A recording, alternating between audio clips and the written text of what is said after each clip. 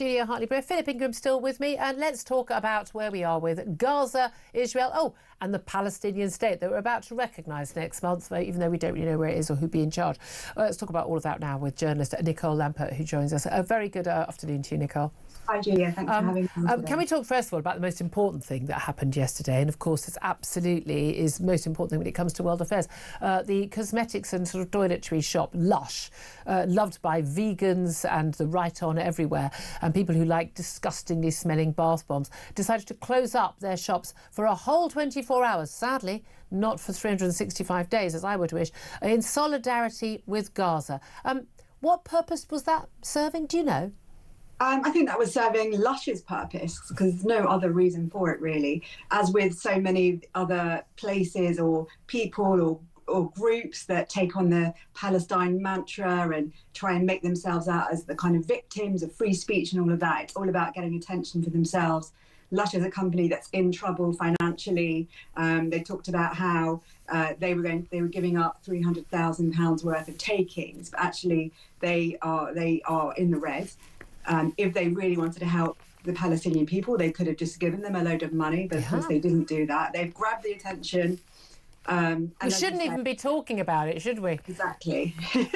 there's always that. That's the thing. But I mean, genuinely, I genuinely cross the road when I see a Lush ahead. The smell, even talking about the bath bombs, I can smell that store as I walk by. So I mean, if they wanted to close up every single day, that would be fantastic. I'm not quite sure how it helps the people of Gaza, but we get a lot of this. We've got this to get the celebrities. We've had Hugh Bollington, haven't we? Making, I want to talk about the people of Gaza. What's happening in Gaza is absolutely. I mean, these people just pontificate. I doubt these people could tell you 5 basic facts that are verifiable facts about this conflict. But they all see. Where's Palestine? Where's Israel? Show it on a map. Well, maybe we should ask our Prime Minister and our Foreign Secretary, because next month, as we know from what the Prime Minister had to say a month or so ago, Britain is going to follow suit with all these other do-goody countries and leaders in recognising a Palestinian state at the UN General Assembly, unless, and there were 4 conditions for Israel, none of these, by the way, being conditions that any other country would accept, but no conditions whatsoever on Hamas. So Hamas can, and we know there are no talks on the table right now, Hamas cannot release a single one of the hostages we hope and believe could still be alive, some 20 of the 50 that they still hold. They could carry on torturing and starving those people to their heart's content in those tunnels underground. And Britain would reward them for that, as they did for October the 7th, by recognising a Palestinian state. What do you make of that? Yeah, well, yesterday, 8 hostage families met with David Lammy, and they kind of asked him outright, so are you saying that you're going to recognise a Palestine state even as they are holding hostages? And he had to say yes, even though he's also told them we're not rewarding Hamas for the state. But that's exactly what they are doing. And it's absolutely ridiculous that a ceasefire requires 2 people, two parties, but it's only making demands of 1. So, and even Qatar, which quite happily sponsors terrorism and quite happily allows Hamas's leaders, the ones who don't want to live in tunnels underground and who happily just live, as billionaires in luxury apartments in Qatar. Even Qatar actually walked away from the last set of talks because the Hamas's demands were so unreasonable. Yeah.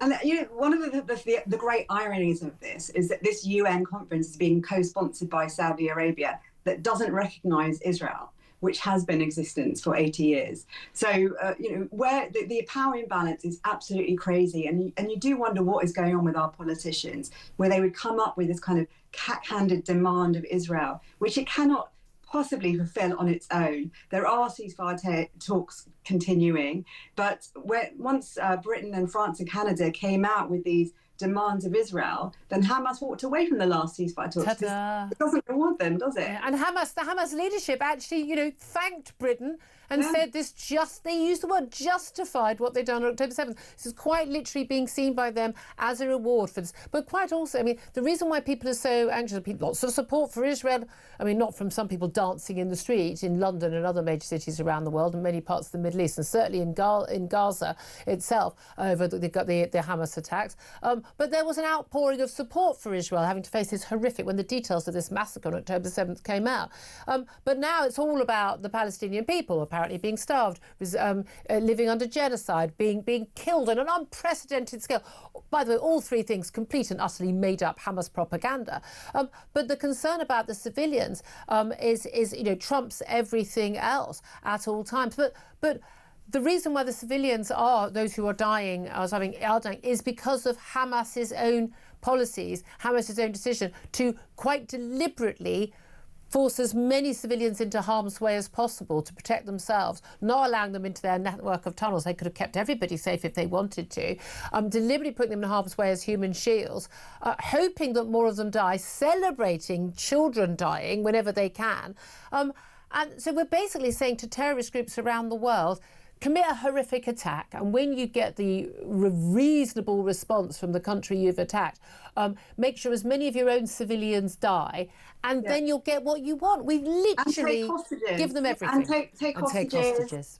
And you'll keep on winning. And this is the ridiculous thing. There are no demands made of Hamas. It's like they don't exist in this entire war. Well, they're not mentioned at all when people talk about Israel has launched this many weapons.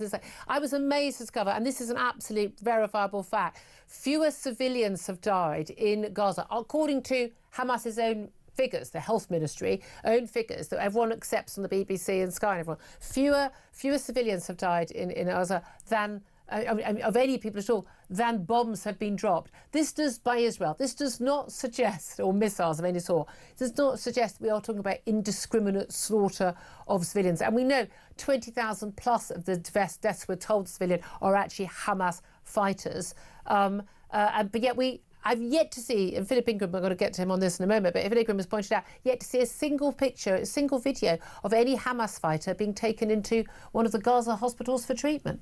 Yeah, well, there's a whole other thing, isn't there, about journalism there and all the kind of activism that comes out of it, and how our institutions are completely taken over by this idea of genocide, even though none of the courts, it doesn't fulfill any of the criteria of genocide, which is intent to kill as many other particular groups. Israel is doing everything it can to try and avoid killing a civilian. Yeah, I mean, more so than our government did with tackling ISIS or fighting in Iraq or Afghanistan, or the Americans did, way beyond. I mean, the ratio of combatant and non-combatant deaths is beyond anything in terms of like the protection of civilians. And of course, there will be some bad soldiers who do bad things and some mistakes made. Absolutely. But that is war. War is very messy and ugly. It's why we try and avoid it. It's why we don't, for instance, invade and massacre people and take hostages.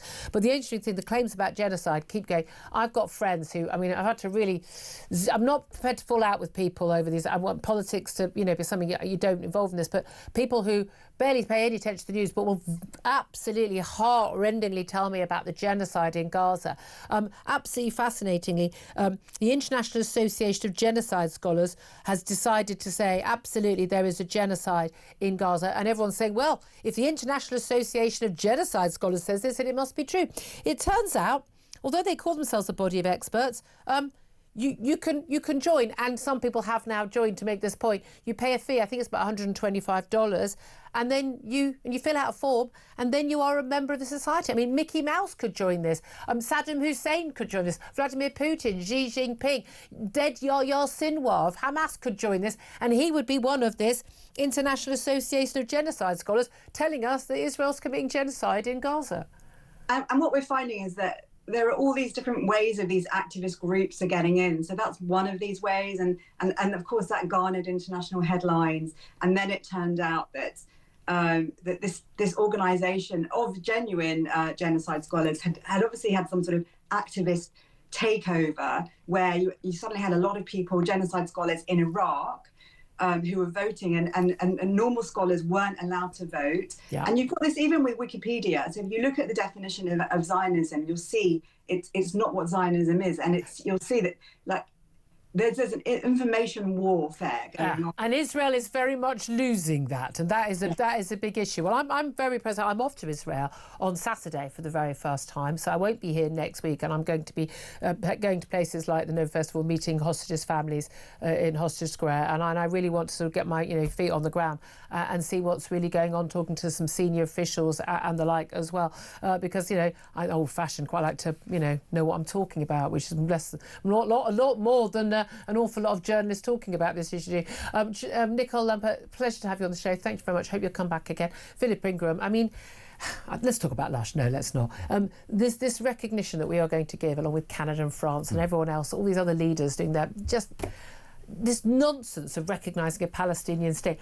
Where is the Palestinian state? Who's going to be in charge of the Palestinian state? And will it involve, they say not Hamas, but isn't this just a reward for Hamas? A complete reward for Hamas. And it, it is recognising that Hamas have won, as Nicole said, the information war, the information domain. And people forget how important that is. Israel has lost the information war. Israel has been taking a lot of care in what it's doing to reduce the number of civilian casualties in a very complex military environment to actually do that. And the ratios of fighters to civilians that have been killed, as you quoted Hamas's own statistics. Such as we can know in the heat of war. Well, exactly, but it is so much better than anything that we or the Americans or anyone else has ever done. Something like 1.3 to 1.5. It sounds complicated.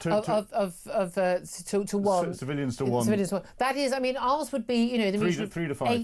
8 3 to 5. And we work on a principle of zero collateral damage. The Israelis are slightly more acceptable of collateral damage that's in there, but because of the density of the population. But by the way, people are really concerned. You know what normally happens? You know what happened in Ukraine, and women and children fled the country. They and another country.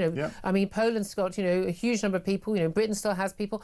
Why aren't people calling on other Arab states? I don't know. Egypt has got a border. Their real response was to people being bombed was to build bigger fences. Build bigger fences. I mean, so it is, whilst claiming there's a genocide. Of course. And signing up to that document. It is quite extraordinary, the nonsense. But the worst thing for me is the politicians playing along with the nonsense, and my colleagues, my journalist colleagues in other organisations who are basically Hamas propagandists. They should be absolutely ashamed of themselves. I am so appalled. And this idea, we'll get all these journalists into Gaza, we'll see what's really going on.